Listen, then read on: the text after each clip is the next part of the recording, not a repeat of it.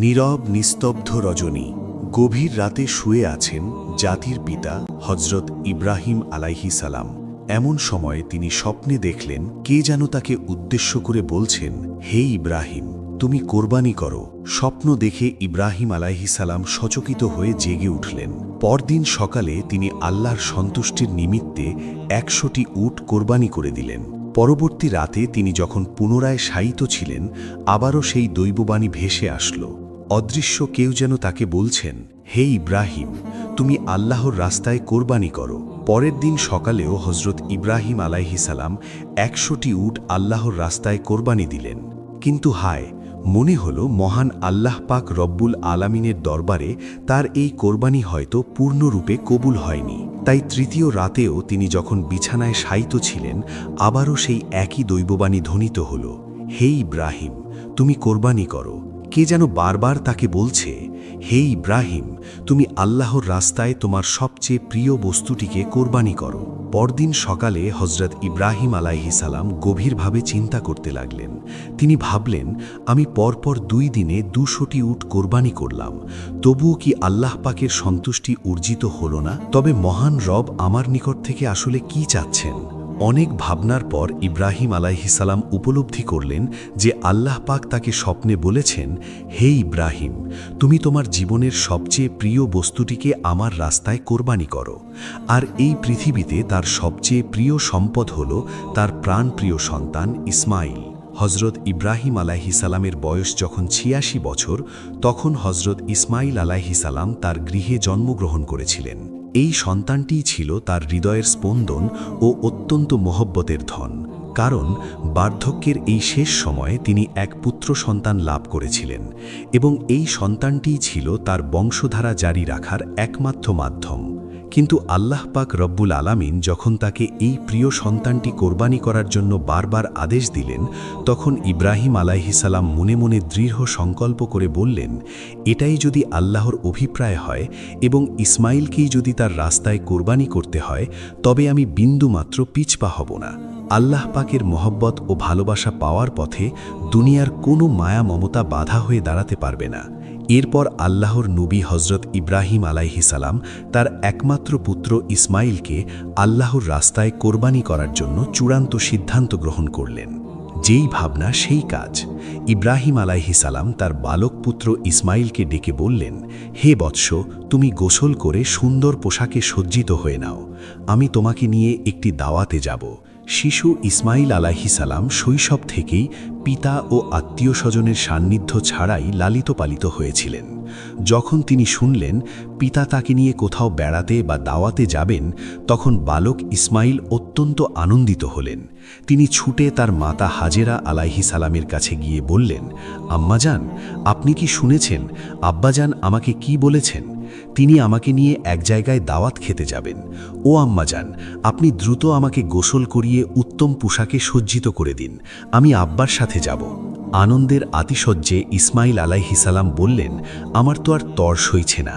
বিবি হাজেরা অবাক হয়ে বললেন, সত্যিই কি তিনি তোমাকে নিয়ে দাওয়াতে যাবেন? ইসমাইল আলাইহিস সালাম বললেন, আপনি তাকেই জিজ্ঞাসা করে দেখুন না। এরপর বিবি হাজেরা হজরত ইব্রাহিম আলাইহিস সালামকে জিজ্ঞাসা করলেন, হে আমার প্রাণের স্বামী, আমি যা শুনলাম তা কি সত্য? আপনি কি ইসমাইলকে নিয়ে কোনো দাওয়াতে যাচ্ছেন? ইব্রাহিম আলাইহিস সালাম উত্তর দিলেন, হে হাজেরা, তুমি ঠিকই শুনেছ। ইসমাইলকে গোসল করিয়ে সুন্দর পোশাকে সজ্জিত করে দাও, আমি তাকে নিয়ে এক বিশেষ দাওয়াতে যাব। প্রিয় দর্শক, অনেকের মনে হতে পারে আল্লাহর নবী হয়েও হজরত ইব্রাহিম আলাইহিস সালাম বিবি হাজেরা ও ইসমাইলের সাথে লুকোচুরি করলেন বা এমন কথা বললেন। কিন্তু গভীরভাবে চিন্তা করলে দেখা যায় ইব্রাহিম আলাইহিস সালামের কথাটি সম্পূর্ণ সত্য ও বাস্তবসম্মত ছিল। কারণ তিনি তো ইসমাইল আলাইহিস সালামকে নিয়ে স্বয়ং আল্লাহ পাক রব্বুল আলামিনের একটি দাওয়াতেই যাচ্ছিলেন। এরপর বিবি হাজেরা বালক ইসমাইলকে পরিপাটি করে গোসল করিয়ে সুন্দর পোশাকে সাজিয়ে ইব্রাহিম আলাইহিস সালামের কাছে নিয়ে আসলেন। অতঃপর আদরের সন্তানকে স্বামীর হাতে তুলে দেওয়ার সময় কাতর কণ্ঠে বললেন, হে আমার স্বামী, ইসমাইলকে আমি শৈশব থেকে আগলে রেখেছি, কখনো এক মুহূর্তের জন্য চোখের আড়াল হতে দিইনি। হে প্রিয় স্বামী, আপনি তাকে সাবধানে রাখবেন, তাকে চোখের আড়াল করবেন না। যতক্ষণ পর্যন্ত না আপনি আর ইসমাইল ফিরে আসছেন ততক্ষণ আমি অত্যন্ত উদ্বিগ্ন থাকব এবং আপনাদের পথ চেয়ে বসে থাকব। হজরত ইব্রাহিম আলাইহিসসালাম বিবি হাজেরার এই আবেগঘন কথা শুনে কোনো উত্তর দিতে পারলেন না। তার হৃদয়ের ভেতর তখন বিরহের তুফান বয়ে যাচ্ছিল। মুখ ফুটে বিবি হাজেরাকে কিছু বলার শক্তি তার ছিল না। দু চোখ বেয়ে অশ্রু বেরিয়ে আসতে চাইলেও তিনি আল্লাহর প্রেমের খাতিরে সেই অশ্রুকে সংবরণ করে রাখলেন। এরপর হজরত ইব্রাহিম আলাইহিসসালাম বালক ইসমাইলকে নিয়ে মিনার পাহাড়ের দিকে রওনা হলেন। অভিশপ্ত ইবলিস যখন দেখল হজরত ইব্রাহিম আলাইহিসসালাম আল্লাহর আদেশ পালনে স্বীয় পুত্রকে জবেহ করার দৃঢ় সংকল্প করেছেন, তখন তার গাত্রদাহ শুরু হলো। সে বলতে লাগল, হায়, আমি ইবলিস মানুষের জন্য বেহেশত থেকে বহিষ্কৃত হলাম, চির অভিশপ্ত ও জাহান্নামী হলাম। আর সেই মানুষের সন্তান ইব্রাহিম আল্লাহর এত বড় পরীক্ষা দিয়ে তার প্রিয়পাত্র হবে, এটা আমি সইতে পারছি না। যেভাবে হোক ইব্রাহিমকে এই কাজ থেকে ফেরাতেই হবে। ইবলিস তার চক্রান্ত বাস্তবায়নের লক্ষ্যে সর্বপ্রথম একজন সজ্জন ব্যক্তির ভেষ ধরে বিবি হাজেরা আলাইহিসসালামের সামনে উপস্থিত হল। সে গিয়ে বলল, ও হাজেরা, তুমি কি জানো তোমার স্বামী ইব্রাহিম তোমার আদরের সন্তানকে কোথায় নিয়ে যাচ্ছেন? বিবি হাজেরা বললেন, হ্যাঁ, তিনি তাকে একটি দাওয়াতে নিয়ে যাচ্ছেন। তখন ইবলিস প্ররোচনা দিয়ে বলল, আমি ঠিকই শুনেছি যে নারী জাতি অতি সরল এবং তাদের সহজেই ধোঁকা দেওয়া যায়। তোমার স্বামী তোমাকে মিথ্যে বলেছেন।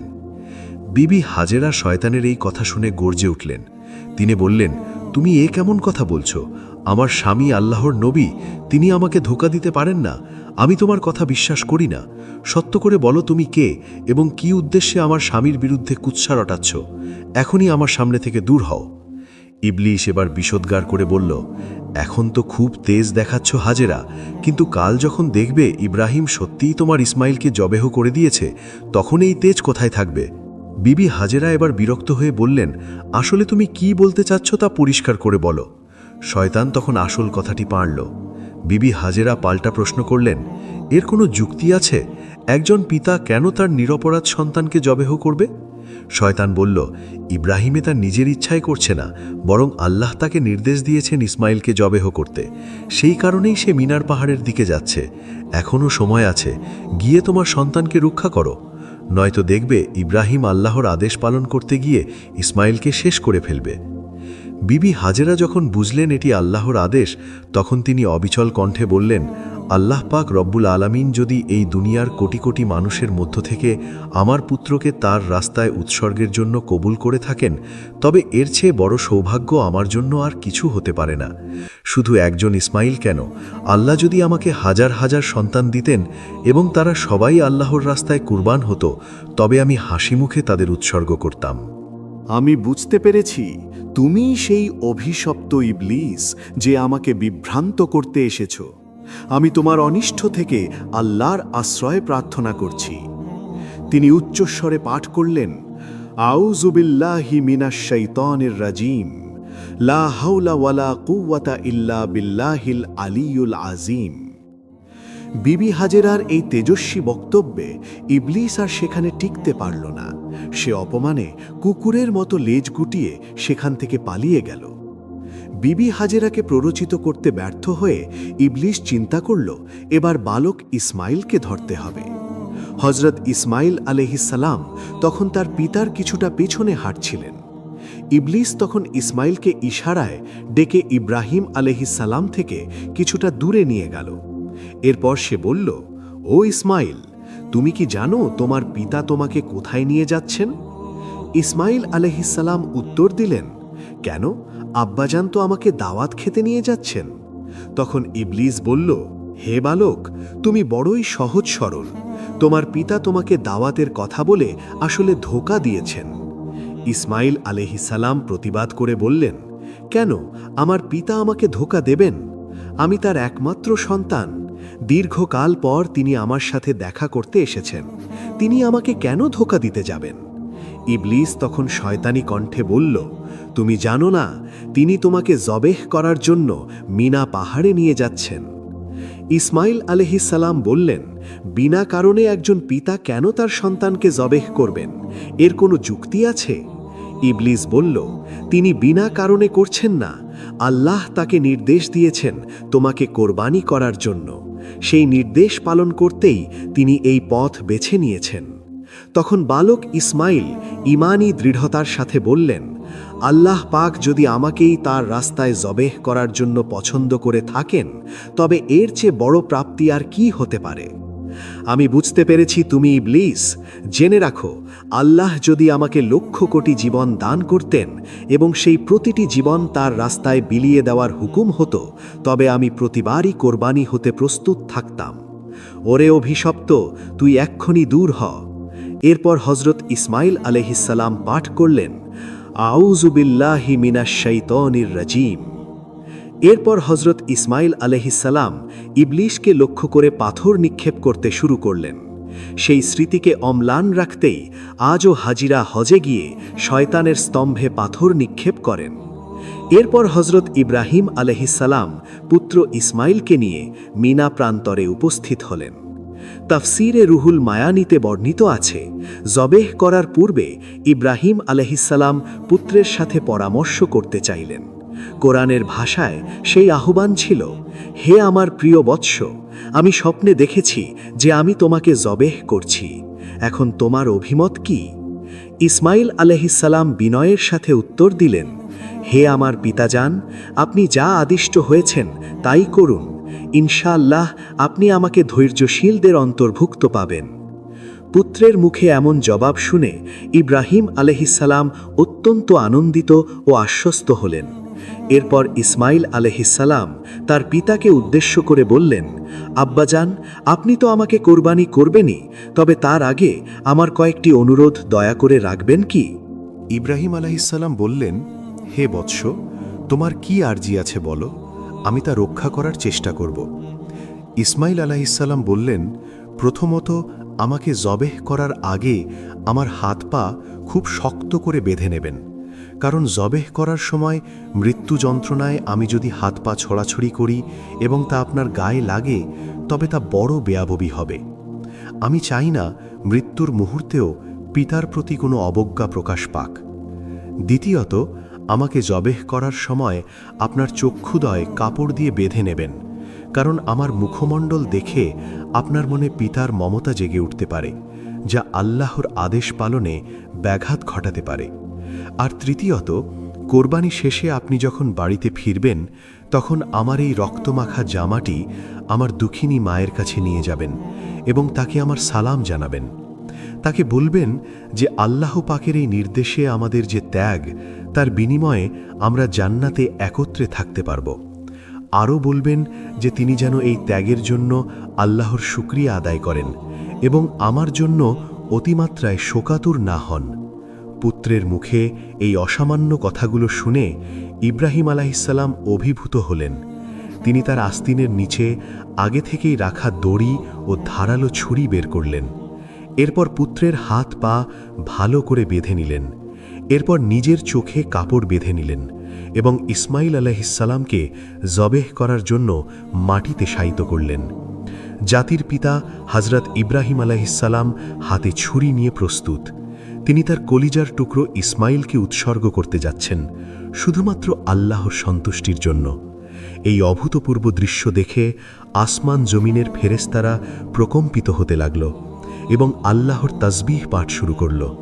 যখনই ইব্রাহিম আলাইহিসসালাম পুত্রের গলায় ছুরি চালাতে উদ্যত হলেন, তখন আল্লাহ পাক রব্বুল আলামিন ছুরিকে নির্দেশ দিলেন, হে ছুরি, খবরদার, ইসমাইলের গলার একটি পশমও যেন না কাটে। যদি তুই তা করিস, তবে তোর জন্য জাহান্নামের আগুন অবধারিত হবে। ইব্রাহিম আলাইহিসসালাম বিসমিল্লা বলে ছুরি চালালেন, কিন্তু আল্লাহর আদেশে ছুরি ইসমাইলের গলায় বিন্দুমাত্র ক্ষত তৈরি করল না। ইব্রাহিম আলাইহিসসালাম বারবার চেষ্টা করতে লাগলেন, কিন্তু কোনোভাবেই ছুরি কাজ করছিল না। তখন ইসমাইল আলাইহিসসালাম বললেন, আব্বাজান, সম্ভবত আমার প্রতি আপনার মায়ার কারণে আপনি জোরে ছুরি চালাতে পারছেন না। আপনি আপনার সমস্ত শক্তি দিয়ে চেষ্টা করুন। আল্লাহর আদেশ পালনে ব্যর্থ হলে আমাদের উভয়কেই জবাবদেহি করতে হবে। পুত্রের কথা শুনে ইব্রাহিম আলাইহিসসালাম পুনরায় সর্বোচ্চ শক্তি প্রয়োগ করলেন, কিন্তু তবুও ছুরি ইসমাইলের চামড়া স্পর্শ করল না। দীর্ঘক্ষণ চেষ্টার পর ইব্রাহিম আলাইহিসসালাম বিরক্ত হয়ে ছুরিটি সজোরে দূরে নিক্ষেপ করলেন। ছুরিটি গিয়ে একটি পাথরের ওপর পড়ল এবং সেই শক্ত পাথরটি মুহূর্তেই দ্বিখণ্ডিত হয়ে গেল। ইব্রাহিম আলাইহিসসালাম অবাক হয়ে দেখলেন যে ছুরি পাথর কাটে তা ইসমাইলের গলা কাটছে না। তিনি পুনরায় ছুরি হাতে নিয়ে জবেহ করতে উদ্যত হলেন। ঠিক সেই মুহূর্তে আল্লাহ পাক জিব্রাইল আলাইহিসসালামকে নির্দেশ দিলেন, হে জিব্রাইল, দ্রুত বেহেশত থেকে একটি দুম্বা নিয়ে যাও এবং ইসমাইলকে সরিয়ে তার জায়গায় দুম্বাটি রেখে দাও। জিব্রাইল আলাইহিসসালাম মুহূর্তের মধ্যে বেহেশতি দুম্বা নিয়ে মিনায় উপস্থিত হলেন। উল্লেখ্য যে এই দুম্বাটি ছিল হজরত আদম আলাইহিসসালামের পুত্র হাবিলের কুরবানি করা সেই দুম্বা যা আল্লাহ পাক এতদিন বেহেশতে সংরক্ষিত রেখেছিলেন। জিব্রাইল আলাইহিসসালাম অত্যন্ত ক্ষিপ্রতার সাথে ইসমাইল আলাইহিসসালামকে সরিয়ে সেখানে দুম্বাটি রেখে দিলেন। ইব্রাহিম আলাইহিসসালাম বুঝতে না পেরে পুনরায় ছুরি চালালেন এবং সাথে সাথে দুম্বাটি কুরবানি হয়ে গেল। কুরবানি সম্পন্ন হওয়ার পর তিনি বললেন, আলহামদুলিল্লাহ, আলহামদুলিল্লাহ।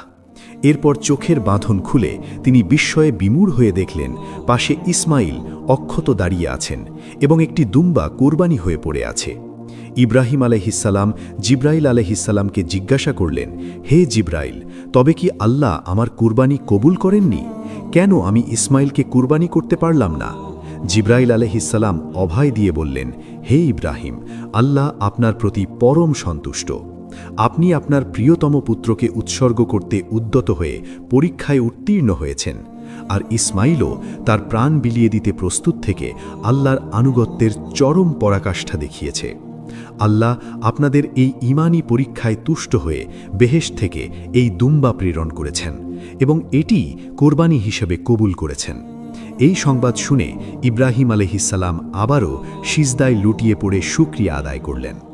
পবিত্র কুরআনে আল্লাহ পাক এই ঘটনার বিবরণ দিয়ে বলেছেন, অতঃপর যখন তারা উভয়ে আনুগত্য প্রকাশ করল এবং ইব্রাহিম তার পুত্রকে জবেহ করার জন্য কাত করে শায়িত করল, তখন আমি তাকে আহ্বান করে বললাম, হে ইব্রাহিম, তুমি তোমার স্বপ্নের আদেশ সত্যিই পালন করেছ। এভাবেই আমি সৎকর্মশীলদের পুরস্কৃত করে থাকি। নিশ্চয়ই এটি ছিল একটি স্পষ্ট পরীক্ষা, আর আমি তার পরিবর্তে একটি হৃষ্টপুষ্ট জন্তু জবেহ করতে দিলাম এবং পরবর্তীদের জন্য ইব্রাহিমের এই দৃষ্টান্ত স্মরণীয় করে রাখলাম। ইব্রাহিমের ওপর শান্তি বর্ষিত হোক।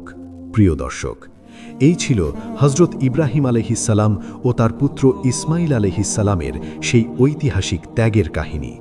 আল্লাহ পাক রব্বুল আলামিন আমাদেরকেও ইব্রাহিমী আদর্শে উজ্জীবিত হয়ে তার সন্তুষ্টির পথে সর্বস্ব ত্যাগ করার তৌফিক দান করুন। সকলে কমেন্ট বক্সে লিখুন আমিন। ইসলামিক এমন আরও কাহিনী পেতে আমাদের চ্যানেলটি সাবস্ক্রাইব করে পাশে থাকুন। দেখা হবে পরবর্তী ভিডিওতে। ততক্ষণ আল্লাহ পাক আপনাদের সবাইকে ভালো ও সুস্থ রাখুন।